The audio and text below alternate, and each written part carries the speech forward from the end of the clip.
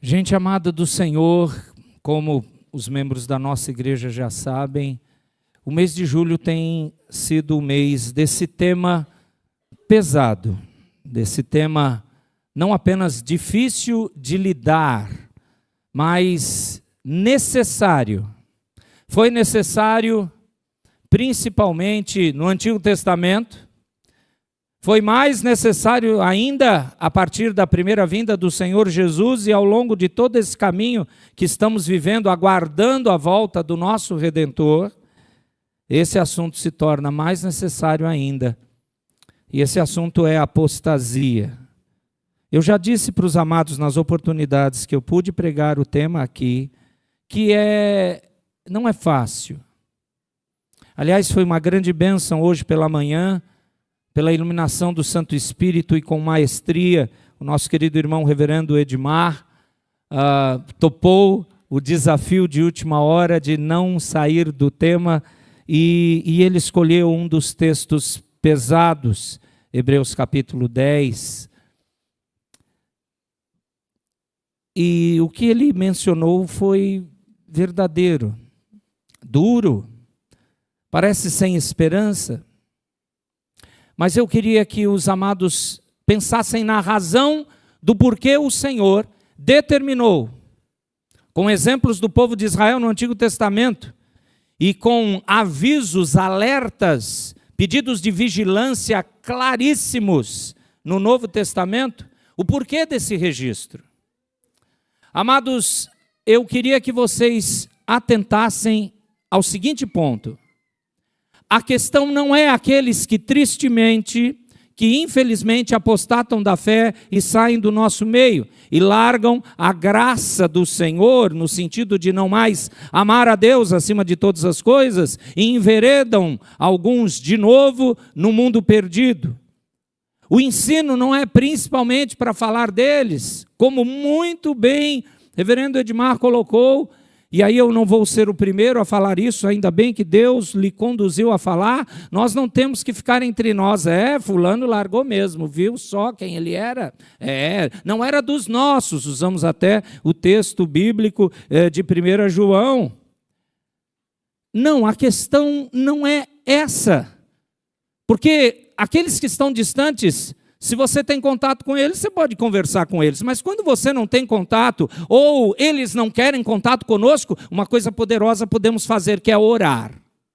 Mas a intenção de todo o ensino bíblico sobre apostasia não é para aqueles que já apostataram. É para aqueles que ainda não fizeram isso. É para aqueles que estão de pé, firmes, na comunhão da igreja, na comunhão com os santos, que usam os meios de graça, celebração da ceia, oração, leitura da palavra, de maneira correta.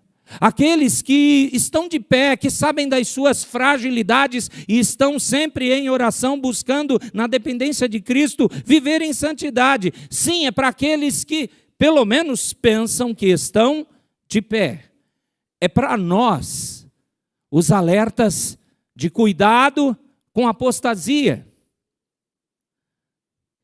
E, portanto, nessa noite eu preciso colocar aquela que é a chamada profecia principal do Novo Testamento a respeito disso, onde exatamente a própria e famigerada palavra aparece. Mas eu quero ler 3 textos cronologicamente. A primeira vez que Deus ordenou, e o Espírito Santo assim deixou claro que era necessário avisar a igreja do Novo Testamento de apostasia, isso se deu em Atos capítulo 20, eu peço que você abra. E naquele encontro final, ou despedida do apóstolo Paulo, Atos 20, eu vou ler para os irmãos do 28 a 32, Atos 20, de 28 a 32, quando Paulo estava se despedindo daqueles líderes da igreja de Éfeso, no porto da cidade de Mileto, ele estava com os presbíteros, portanto, aqueles que iriam conduzir a igreja. O apóstolo estava se despedindo. Ele sabia muito bem que agora ele ia direto naquela viagem trabalhosa para Roma e iria ser preso, mas nem ele sabia que depois o fim da sua vida aconteceria, mas ainda Deus em prisão iria usá-lo para ainda escrever cartas e mesmo à distância pastorear as igrejas que ele plantou. E nessa ocasião, Atos 20, 28 a 32, ele diz, o Espírito Santo, através desse discurso do apóstolo Paulo, Atos 20, 28 a 32. Atendei por vós e por todo o rebanho sobre o qual o Espírito vos constituiu bispos, ou presbíteros, ou pastores, para pastoreardes a igreja de Deus, a qual ele comprou com seu próprio sangue.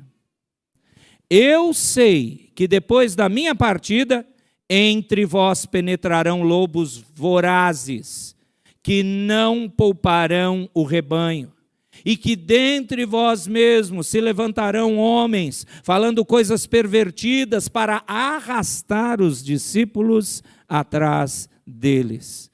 Portanto, vigiai, lembrando-vos de que por 3 anos, noite e dia, não cessei de admoestar com lágrimas a cada um. Agora, pois, encomendo-vos ao Senhor e à palavra da sua graça, que tem poder para vos edificar e dar herança entre todos os que são santificados. Depois que Paulo deixou a igreja de Éfeso assim, depois que ele mencionou esse breve discurso de despedida, passou-se exatos 12 anos. Portanto, uma década e mais 2 anos à frente, aquilo começou a ser cumprido exatamente na igreja de Éfeso.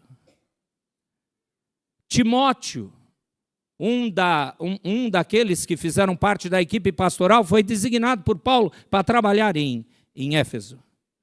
Abra comigo então, cronologicamente 12 anos depois, Paulo então repete aquilo, dizendo que já está acontecendo e iria continuar. 1 Timóteo capítulo 4. Primeira carta de Paulo a Timóteo, capítulo 4. Os 5 primeiros versos. Não é outra profecia, apesar de aqui ter todas as características de uma, e que parece que em Atos 20 não era, mas sim, ele estava dizendo o que iria acontecer. E aqui a questão fica mais clara, como que deixando explícito para aquele jovem pastor Timóteo da seguinte forma, 1 Timóteo capítulo 4. Ora, o Espírito afirma expressamente que nos últimos tempos alguns apostatarão da fé, por obedecerem a espíritos enganadores e a ensinos de demônios, pela hipocrisia dos que falam mentiras e que têm cauterizado a própria consciência, que proíbem o casamento e exigem abstinência de alimentos que Deus criou para serem recebidos com ações de graças pelos fiéis e por quantos conhecem plenamente a verdade. Pois tudo que Deus criou é bom e recebido com ações de graças, nada é recusável, porque pela palavra de Deus e pela oração é santificado. Nós sabemos que Paulo continuou a escrever para capacitar Timóteo ao trabalho em Éfeso, uma segunda carta a ele. Nessa segunda carta, a famosa carta do tu porém, você, Timóteo, diferente da sociedade ao redor, diferente dessas lutas que eu já te avisei na primeira carta, você precisa entender, reafirmar o chamado que foi dado para ti. Aliás, a segunda carta a Timóteo é como que reveja seu chamado, menino. Não esmoreça. É difícil mesmo, a luta é grande, Satanás está querendo atrapalhar a igreja, o mundo vem com suas ideias, existem heresias. Agora, preste atenção, vá para 2 Timóteo capítulo 3. nesse tom de ânimo e exortação. 2 Timóteo capítulo 3.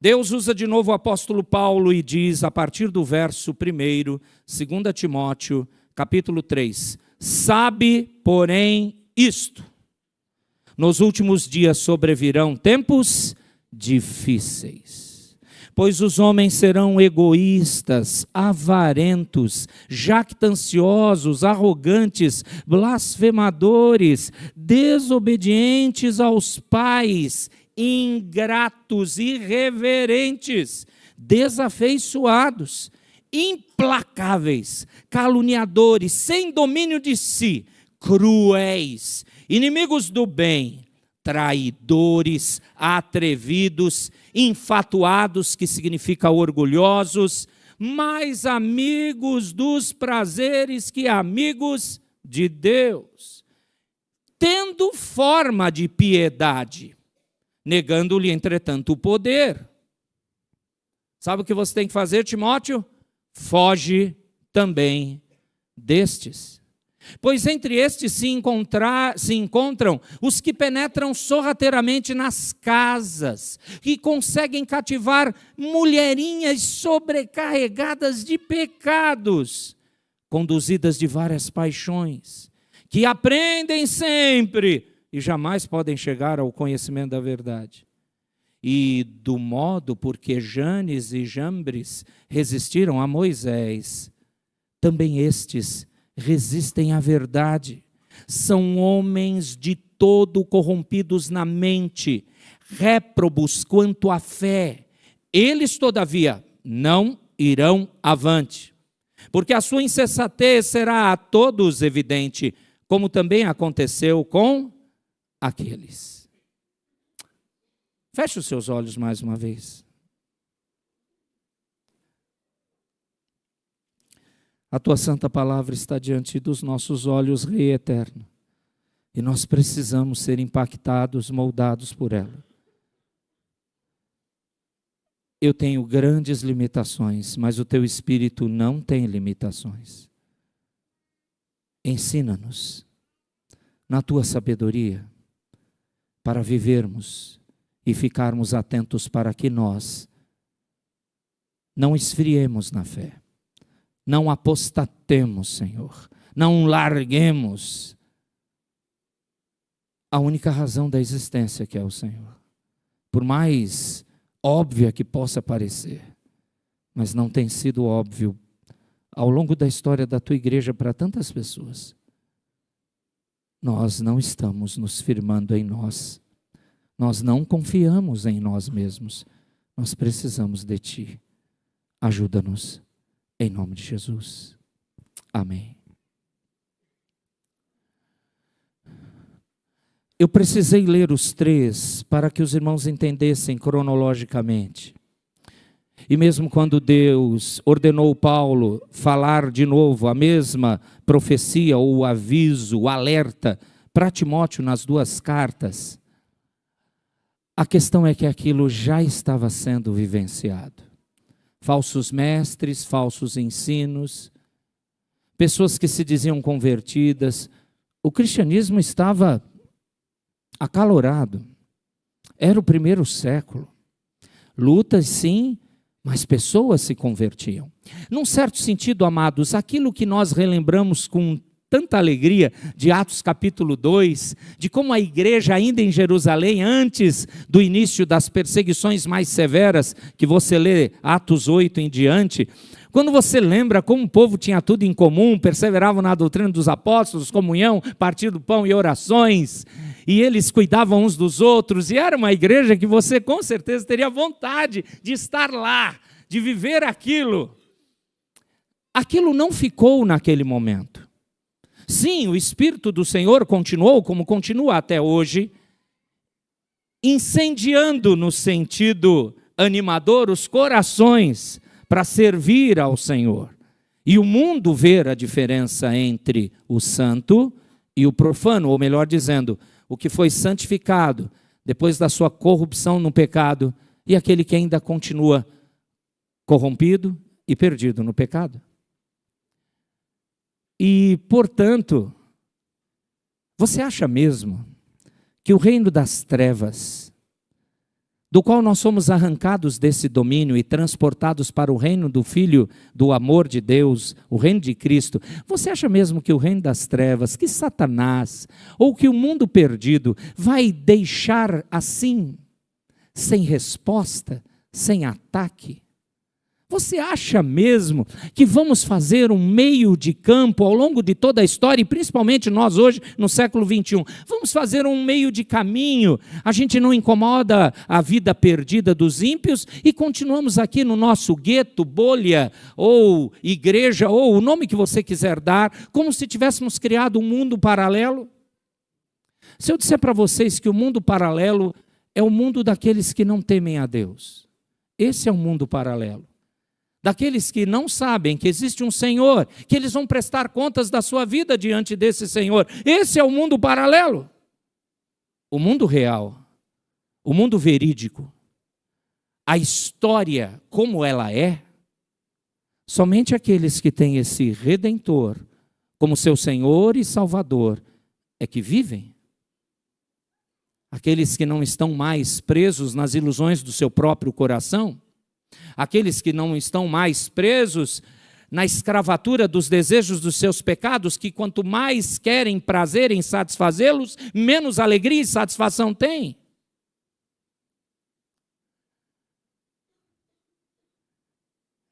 Eles, a sociedade, Satanás e os seus demônios, e o coração corrupto dos perdidos, não deixará a igreja de Cristo em paz. É por isso que Deus ordenou Paulo falar àqueles presbíteros de Éfeso. Volte então para Atos 20. E deixe aberto ali para irmos e fazermos a ponte nos 3 textos.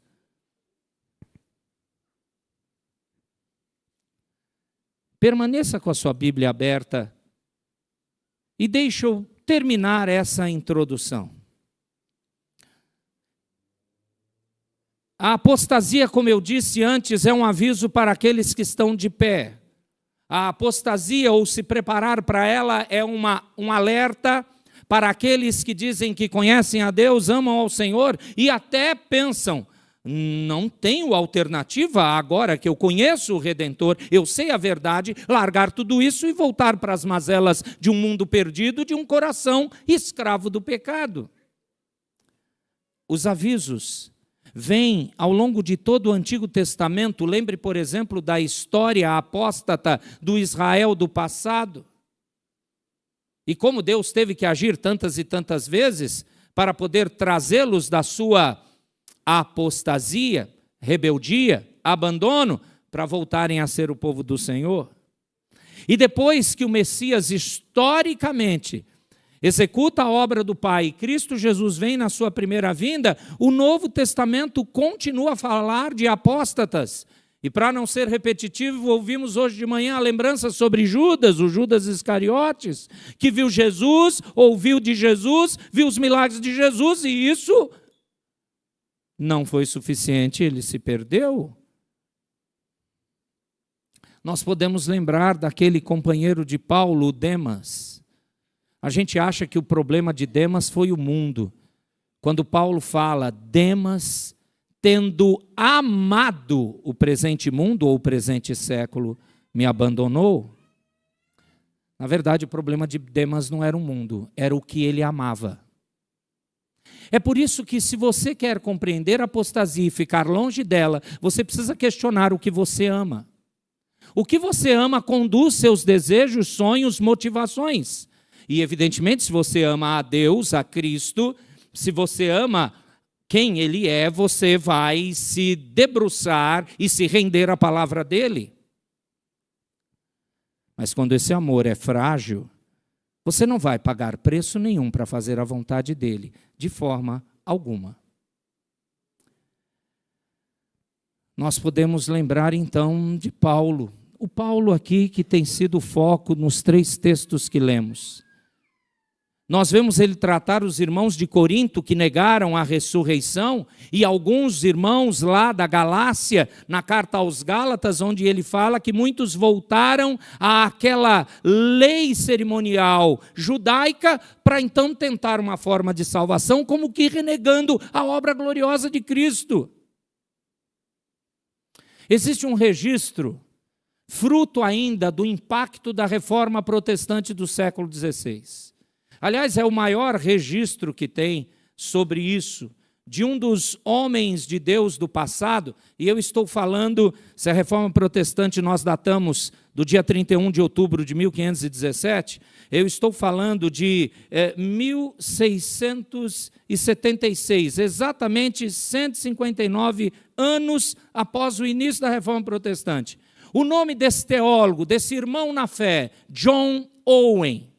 Existe um consenso entre os estudiosos que John Owen foi o mais conceituado teólogo puritano, e muitos o classificam ao lado de João Calvino, ao lado do grande teólogo Jonathan Edwards, teólogo americano. John Owen era inglês.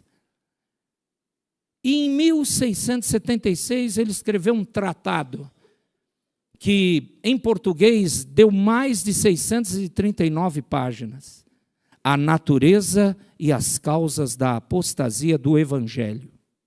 A Bíblia, acabei de fazer um voo rasante, fala disso. E John Owen, fruto da reforma protestante, ali, digamos assim, bem próximo daquele aquecimento e volta à Escritura, ele já havia percebido isso, principalmente no Reino Unido. E ele escreve assim: o início da sua obra tem como que um entendimento histórico de como a igreja primitiva tratava os apóstatas.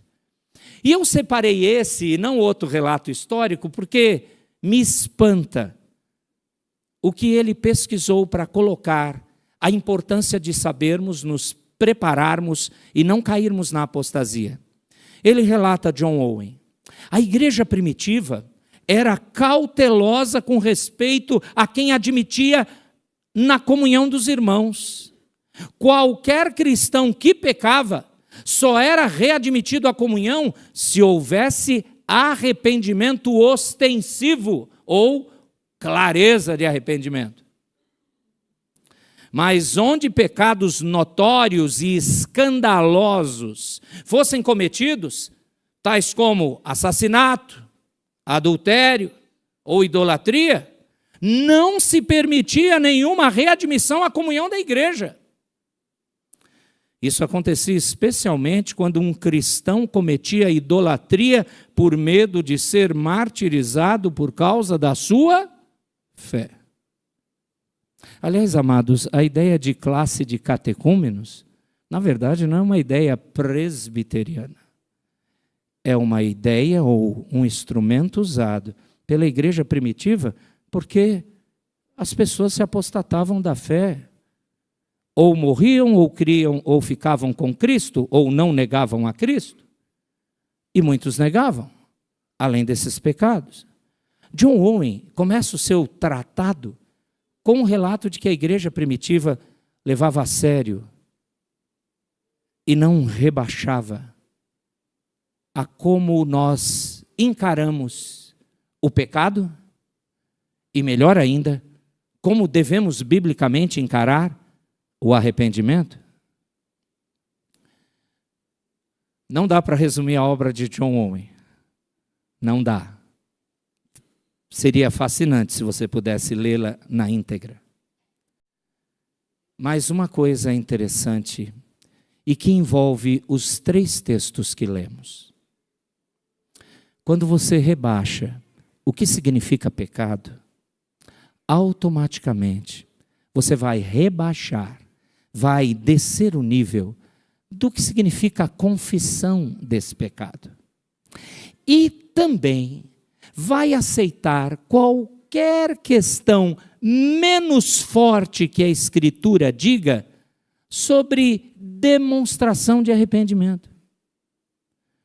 E, portanto, aqueles que lideram a igreja se não zelarem biblicamente por isso, abraçam, readmitem, ou pior, deixam como está o politicamente correto. Vamos usar do amor, ou a nova heresia do momento, que ainda está em voga, está aí, hipergraça. Deus é muito bom.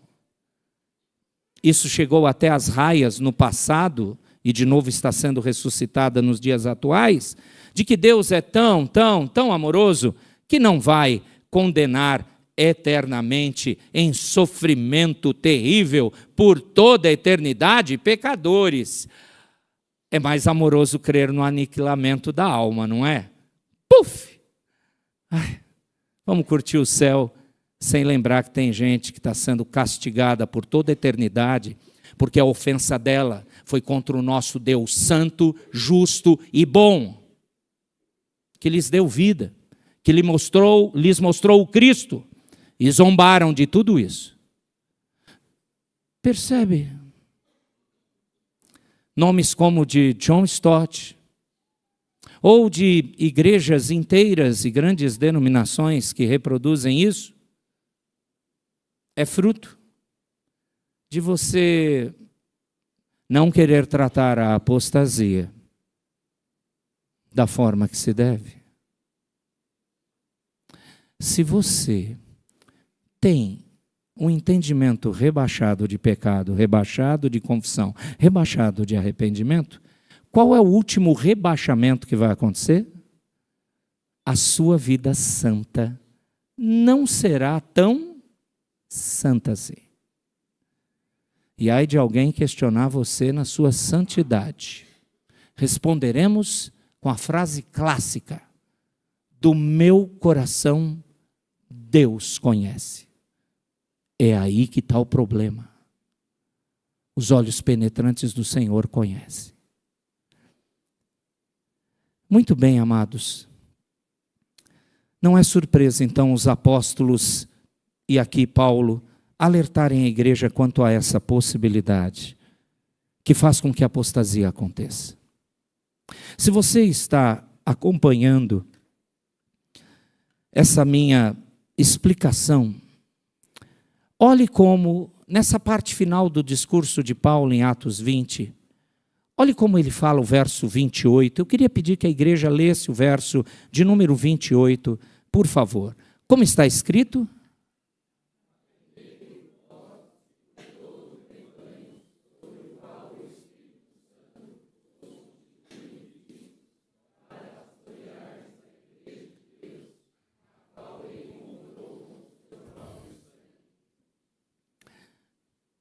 Vocês precisam estar atentos em relação a cuidar das ovelhas, do rebanho. Tem que ficar de olho nelas. Você tem que pastoreá-las, viu, liderança? Vocês precisam visitá-las, saber o nome, onde elas moram, saber a sua prática de vida, cuidar delas, fortalecê-las. Quando sentir qualquer sinal de mudança de fé, vão lá fortalecer, exortar, encorajar. Eu estou aqui fazendo uma tradução do que é isso. Mas Paulo está falando com palavras mais fortes, onde ele coloca: o Espírito Santo constituiu vocês líderes, ou pastores, presbíteros, bispos, para vocês pastorearem a igreja de Deus, a qual ele comprou com seu próprio sangue. Ele pagou um preço alto por essas pessoas. Então, uma verdadeira igreja tem líderes que não vão fazer conchavos com os membros, mas vão pastorear os membros. E vai ter membro que não vai querer ser pastoreado. No meio de algumas ovelhas existem alguns bodes. E essa frase não foi Charles Spurgeon, que gostava de usar, em 1888, que cunhou isso. Foi o Senhor Jesus que falou que no dia do juízo final, Mateus 24 e 25, ele vai separar os bodes das ovelhas. Ou o joio do trigo. Vai ver que é por isso que as pessoas gostam de usar a ilustração ou a parábola do joio e do trigo. É mais bonitinho, não é? É que o joio vai para o fogo. Eu não sei se é mais bonitinho. Mas chamar você de bode, você não vai gostar. Vamos ficar com o joio. Repare que tem a palavra pastoreardes aí, não é? Sabe o que é interessante? Na forma como Paulo utilizou, ele estava dizendo assim: vocês devem pastorear continuamente esse rebanho. Mas o rebanho não vai amadurecer, esse rebanho não vai crescer, ele não vai ficar autônomo. A gente vai ter que ficar pagiando espiritualmente esse rebanho para que eles não se tornem apóstatas. Isso mesmo. E quando eles vão se tornar maduros? No lar eterno. Até lá, nós nos reunimos, em primeiro lugar, para sermos pastoreados por Cristo Jesus e sua palavra. E em segundo lugar, ele levanta pessoas, líderes, irmãos, para nos apacentar, para não nos deixar nos desviar e para falar a verdade a nós. É esse o grito, o alerta de Paulo aqui.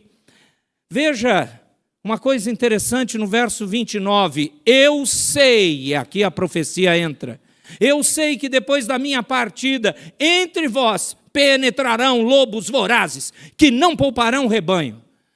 Ô Paulo, por favor, fala uma palavra de incentivo. Nós somos presbiterianos, eu não sei quantos já viram a transição pastoral de um pastor vindo e um pastor que estava saindo. A gente dá a destra da fraternidade, o conselho abraça o novo pastor eleito, e aí você diz para ele: meu irmão, fique firme, vai ser uma bênção, Deus tem lhe capacitado, vai ter batalhas, mas você vai ser vitorioso. São palavras positivas. Você está ouvindo as palavras de Paulo para aqueles pastores? É o seguinte: fica preparado que vai ter lobo, e vai devorar ovelhas do rebanho lá de Éfeso. Não é possibilidade, não é uma imaginação, não é loucura apostólica paulina. Era fato e aconteceu, não apenas na igreja de Éfeso, aconteceu nas igrejas da Ásia. E aí você chega no verso 30, e que dentre vós mesmos, vocês líderes, dentre vós, se levantarão homens falando coisas pervertidas para arrastar os discípulos atrás deles. Pervertidas aqui são palavras completamente opostas, distantes ou que não têm respaldo no Evangelho, na Escritura. Para Paulo, Escritura sempre foi sinônimo de Evangelho. Aliás, nas cartas paulinas, quando ele fala da Escritura, por mais que ele conhecesse e muitas vezes citou o Antigo Testamento, quando ele queria falar do ensino, ele falava do Evangelho, ele falava do ensino do Senhor Jesus e daquilo que o Espírito Santo lhe iluminou, que era ligado ao ensino de Cristo. Esse pessoal vai perverter o ensino do Evangelho que vocês receberam. Olha então esse verso de número 30. É aqui que Paulo mostra de maneira notável a visão sobre a situação futura da igreja de Éfeso. E provavelmente, através dessa revelação do Espírito Santo, como a gente leu em 1 Timóteo 4, quando ele diz que o Espírito expressamente, claramente fala sobre isso. Mas olhe essa advertência no verso 30. Coloque os seus olhos no verso 30. A advertência profética de Paulo nesse versículo realmente se cumpre lá na igreja de Éfeso. E ela foi, a igreja de Éfeso, irmãos, eu acho que a palavra que mais expressa o que aconteceu lá, 12 anos depois, ela foi infestada por falsos mestres. E alguns deles, aparentemente, líderes da igreja.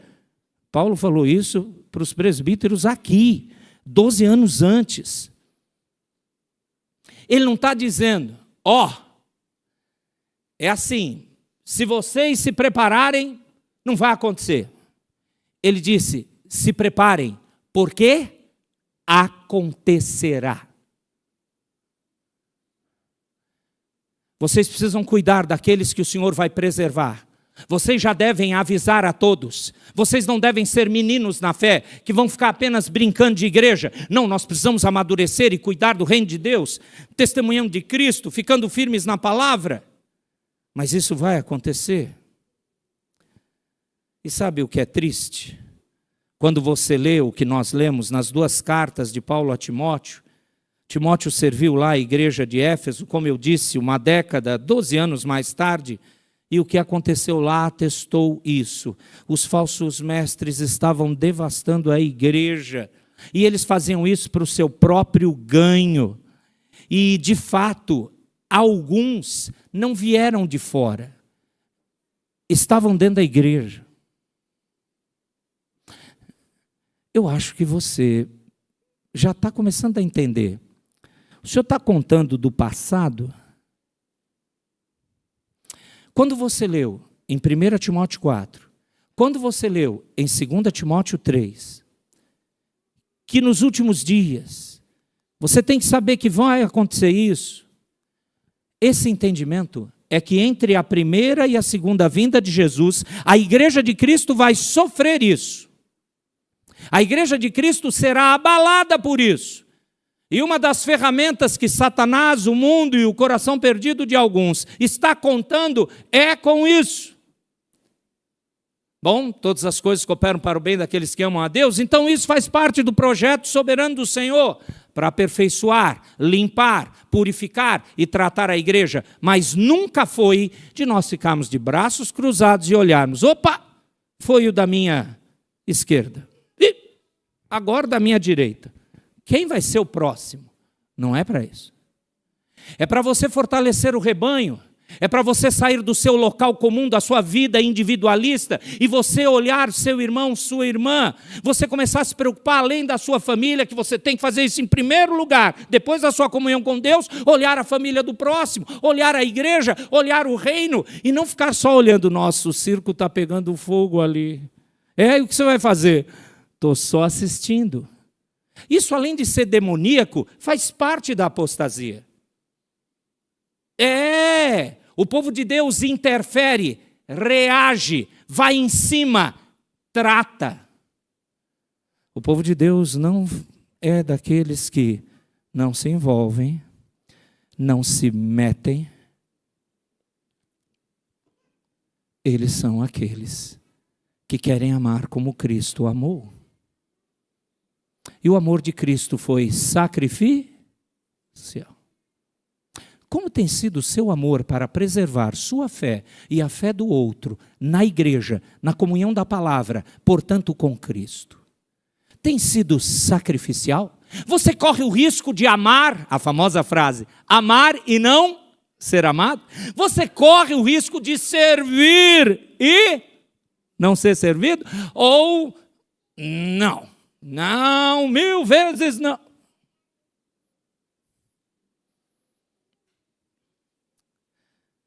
Meus queridos, foi exatamente isso que o apóstolo Paulo foi usado por Deus para avisar a eles e a nós. Veja o verso 29 de novo, ele diz, eu sei.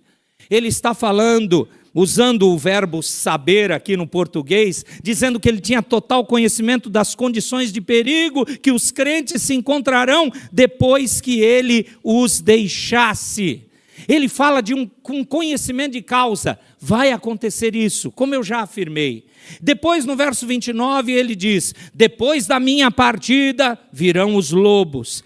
Paulo está introduzindo aqui um conceito de partida em termos gerais, mas o que ele fala aqui foi algo que aconteceu exatamente depois da partida dos apóstolos. Quando chegou o momento em que a igreja primitiva estava implantada, e você não vê mais Deus levantar nenhum novo apóstolo, nunca teve novo apóstolo, foram só aqueles.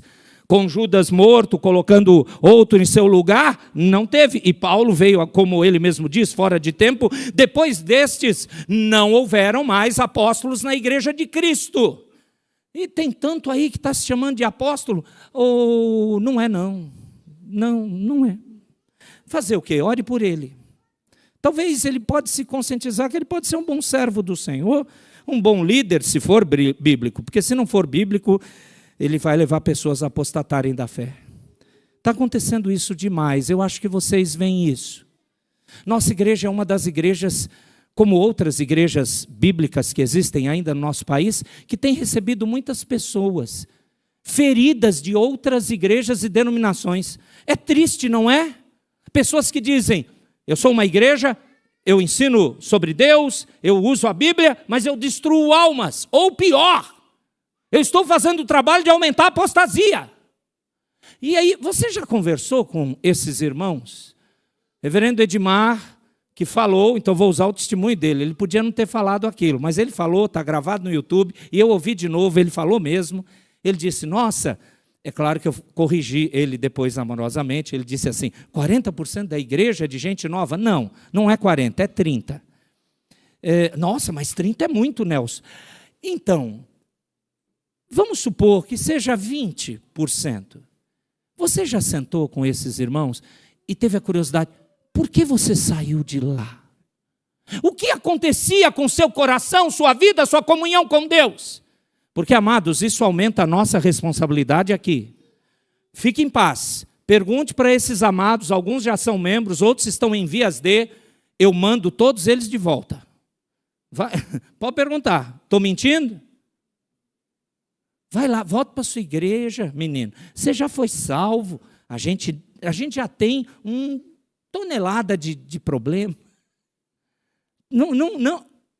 Mas Papai do Céu diz, acolhei, coloca a palavra, e eu vou tratar. E é um preço alto, viu? A Igreja Presbiteriana do Brasil ainda se manter fiel, ou pelo menos a maioria delas. Porque tem isso. Sabe o que aconteceu na igreja primitiva quando os apóstolos não mais estavam na ativa? Muitas das igrejas, olhe por exemplo o que Apocalipse capítulo 2 e capítulo 3 diz, daquelas 7 igrejas que existiram lá na província da Ásia, o que aconteceu com todas elas? Letargia espiritual. Os apóstolos faziam diferença, pastor, por isso que a gente tem que ressuscitar apóstolo. Não, você não entendeu. É uma coisa mais intensa. Eles tinham Cristo, eles tinham o Espírito Santo, eles tinham a palavra, Deus atuava neles. Qual era o problema? A letargia espiritual foi fruto de apostasia. Queridos, continua havendo uma guerra espiritual por sua vida.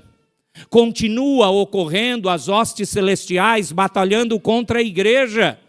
E por mais que sejamos nós centrados na Escritura e não enveredamos para as supostas batalhas espirituais estranhas que muitos ainda se levantam em ensinar, por mais que sejamos bem comedidos biblicamente, nós sabemos que a nossa luta não é contra a carne e sangue, mas contra principados e potestades, contra os dominadores desse mundo perverso.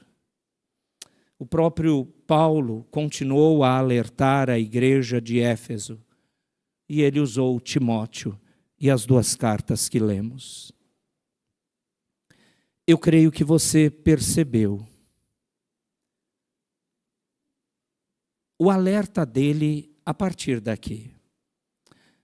Os lobos vorazes, eu creio que você compreendeu.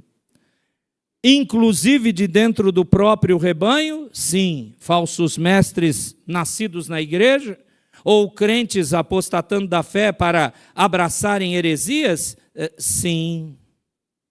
Verso 31. Portanto, diz a nossa tradução, vigiai. A palavra no original torna mais clara uma outra tradução. Estejam alertas. Para nós, por mais que a gente conheça o verbo vigiar, a gente ainda fica pensando em guarda noturno. Seja aquele que, quando você está 3 da manhã dormindo, você ouve o barulho da motinho acabando com o seu sono. Ou então, e aí vai lá, olha, eu estou prestando atenção, não, vigiando sua casa, não dá para você me pagar. Eu paguei durante um tempo um senhor, mas aí aconteceu que ele dizia assim, sempre que você chegar tarde, eu estarei passando. Durante 15 dias eu não vi esse homem passar. Ele passava em outro horário. Eu parei de pagar. Talvez a ideia de vigilância seja essa que você tem. Então eu quero traduzir da forma mais clara do grego. Estejam em alerta. Ele está alertando os presbíteros sobre essa guerra espiritual que eles enfrentam e que nenhum membro da igreja pode desconsiderar de maneira inocente. Não seja inocente, a apostasia está aqui dentro, já tem acontecido. Você precisa abrir os seus olhos, você precisa ficar mais firme na fé. Mas eu estou em pé. Quem pensa que está de pé? E parece que isso é 1 Coríntios 10, 12. Porque 1 Coríntios 10, 13 tem aquela fala maravilhosa: não veio tentação acima das vossas forças. Contudo, junto com a tentação, porque a tentação virá, ele manda o livramento de sorte que possamos suportar. Não é sobre-humana, é humana a tentação, mas há crentes que podem cair. Não estavam atentos. Paulo, então, ele emprega ali nesse verso 31 de Atos 20, ele emprega todo o seu coração, sua alma, sua mente. E ele diz que ele trabalhou por 3 anos para admoestar os crentes a seguirem o Senhor. E ele coloca uma coisa muito pastoral, talvez você fique comovido, né? Ele derrama lágrimas, demonstrando a sua preocupação como pastor lá da congregação de Éfeso. A ideia não é, ele fica emocionado quando ele prega.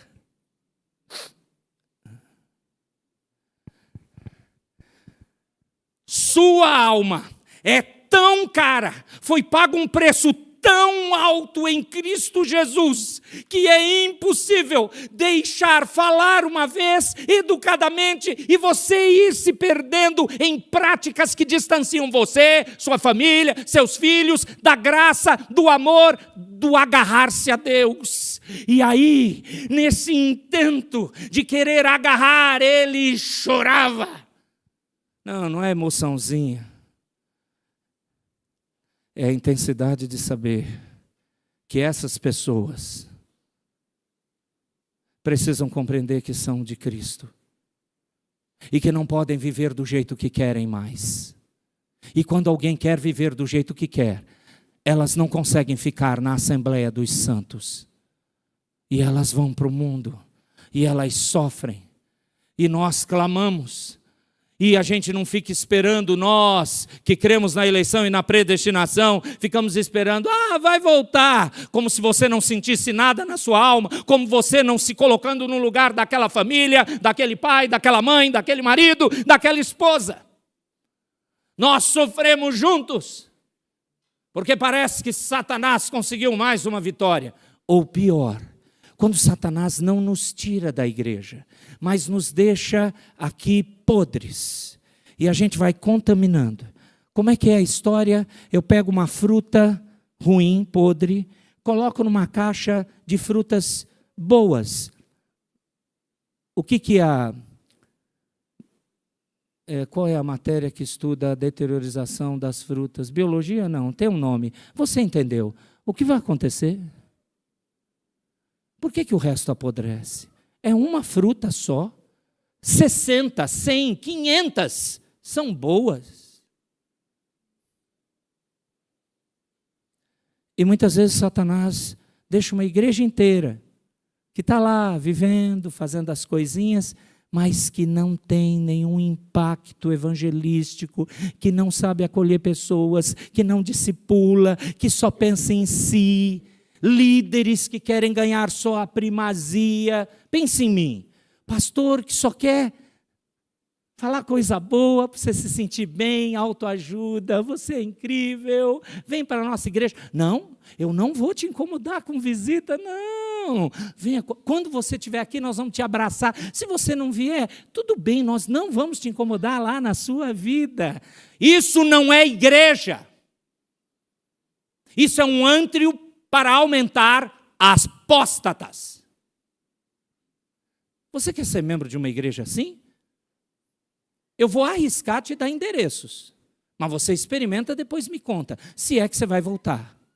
Porque é bom, irmãos, é legal não precisar rachar de estudar a Bíblia, é legal não precisar orar, É legal saber que é difícil mesmo. Vamos pensar no amor? Deus é amor, Deus é amor.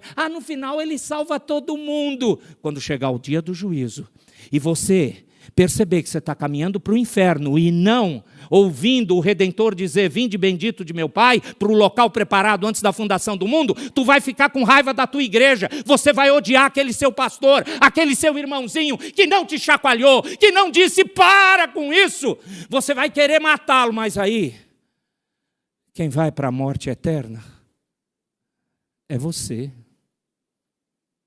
Então parece que a apostasia é algo sério, e Paulo está tratando disso. Qual é a solução que Paulo deu na primeira vez que ele mencionou? Verso de número 32. Agora, pois, encomendo-vos ao Senhor e à palavra da sua graça, que tem poder para vos edificar e dar herança entre todos os que são santificados. Qual é o antídoto? Qual é a preparação? Fique firme no Senhor. E, por favor, não abandone a palavra da graça dele. Ela tem poder para construir, fortalecer, edificar. De novo, Bíblia. De novo, profundidade das Escrituras. De novo, eu preciso nadar nesse mar. Eu preciso mergulhar nas profundidades do ensino. Bom, se você entendeu isso, vá comigo para 1 Timóteo 4, eu já li o texto todo e eu parei no verso de número 5. Você percebeu muito bem a palavra, eu já disse, os últimos tempos. Vão pessoas, alguns apostatarem da fé. E esses que vão apostatar não são os falsos mestres, serão membros da igreja, esses alguns. E ele fala, distorce ensinos, proibir casamento. Eu fiquei pensando, como é que a gente aplica isso hoje? É sério? Precisa aplicar? Pessoas querem casar hoje? Pessoas querem um relacionamento santo? Não. A sua igreja é muito dura, pastor. A gente só quer viver junto.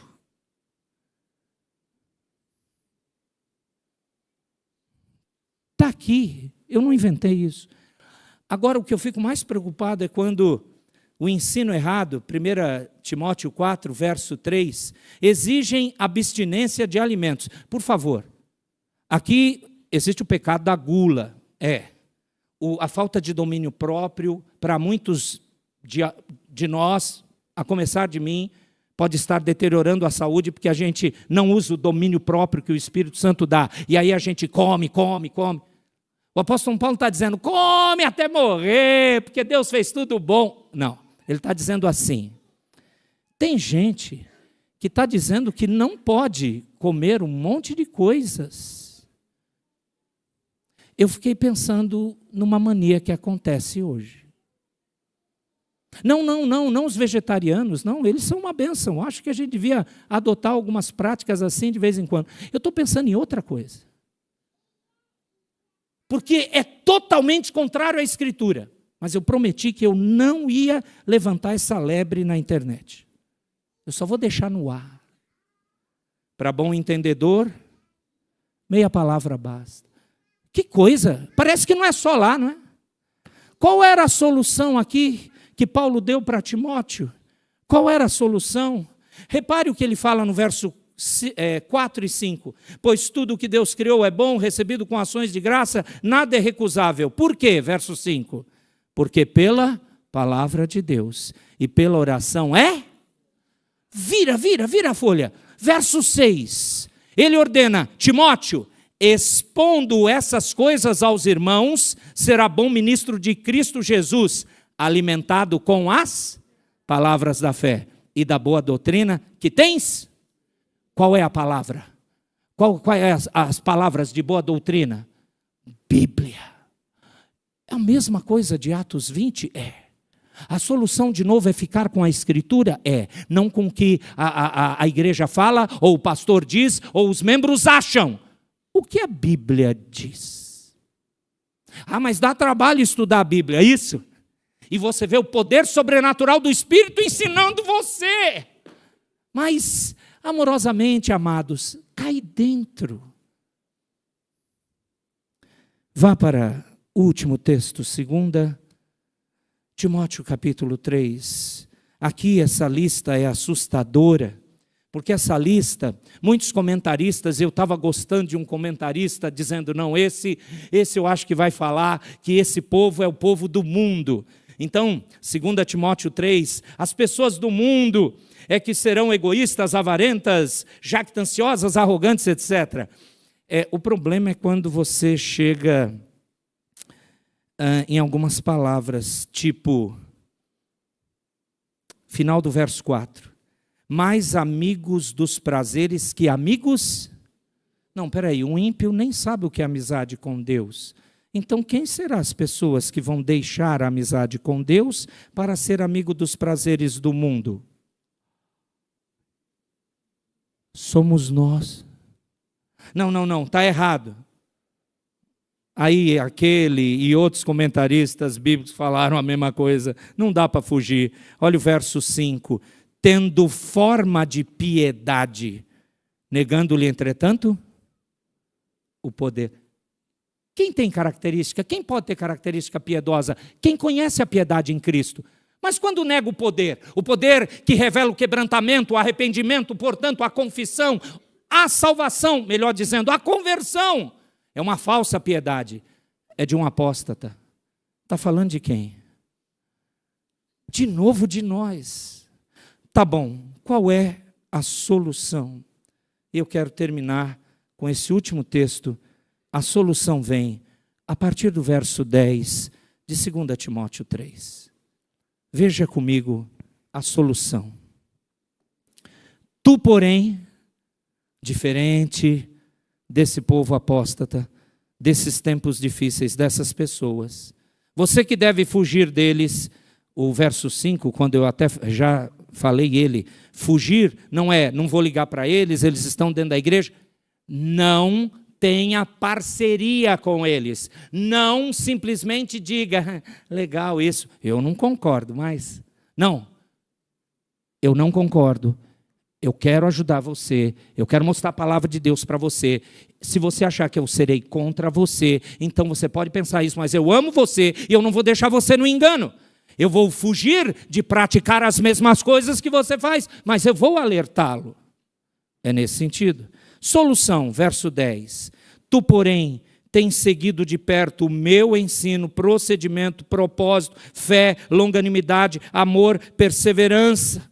As minhas perseguições, meus sofrimentos, quais me aconteceram em Antioquia, Icônio e Listra, que várias perseguições eu tenho suportado, de todas, entretanto, me livrou o Senhor. Ora, todos quantos querem viver piedosamente em Cristo Jesus, serão perseguidos.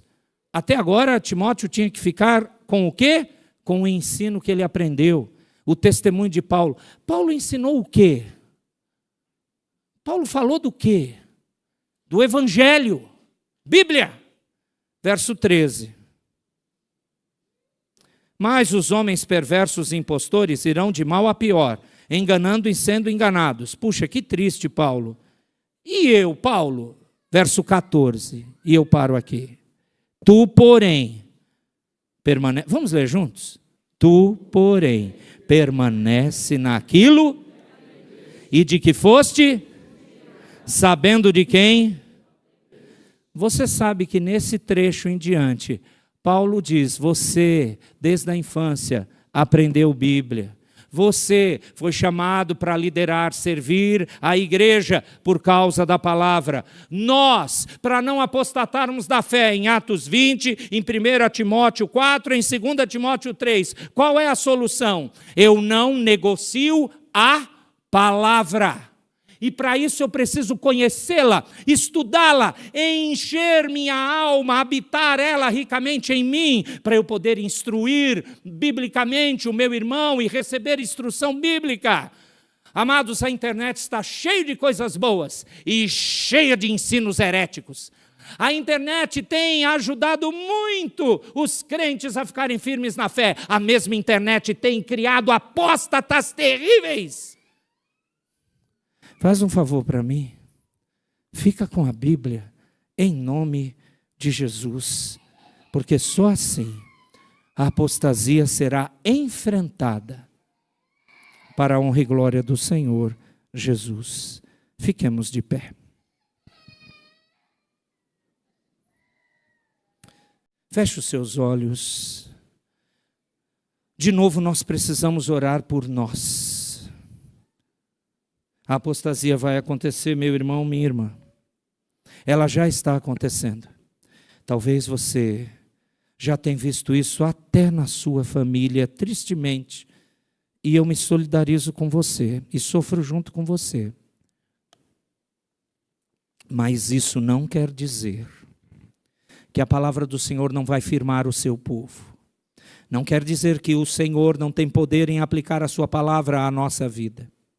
Isso não quer dizer que nós vamos ficar à mercê disso. Os textos que lemos falaram que os homens maus é que vão de mal a pior. Os textos que lemos afirmaram que eles serão destruídos, mas o povo do Senhor não. Mas o povo do Senhor tem que lutar com as armas celestiais, com a palavra do Senhor. Nós queremos te pedir, ó Deus, que o Senhor nos preserve da apostasia. Que o Senhor nos dê um amor, um desejo, uma compreensão gigantescos da Tua palavra. Queremos te pedir que o Senhor haja conosco sobrenaturalmente. Aqueles que têm condição de estudarem profundamente a palavra, que estudem. Aqueles que não têm essas condições, o Senhor vai dar sabedoria também. Ambos os casos, nós cremos, o Teu Espírito vai ter que agir, nos convencendo que a Tua palavra é a verdade e não o que acreditamos. Ó Deus bendito, nós pedimos, faz isso conosco.